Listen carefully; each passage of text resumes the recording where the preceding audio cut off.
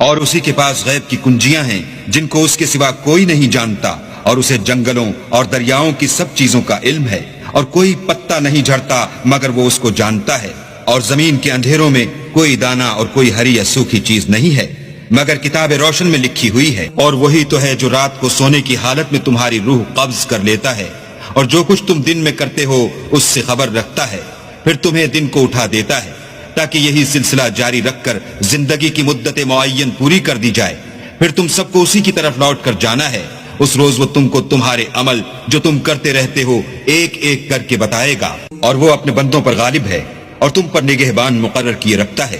یہاں تک کہ جب تم میں سے کسی کی موت آتی ہے تو ہمارے فرشتے اس کی روح قبض کر لیتے ہیں اور کسی طرح کی کوتاہی نہیں کرتے۔ پھر قیامت کے دن تمام لوگ اپنے مالک برحق خدا تعالیٰ کے پاس واپس بلائے جائیں گے۔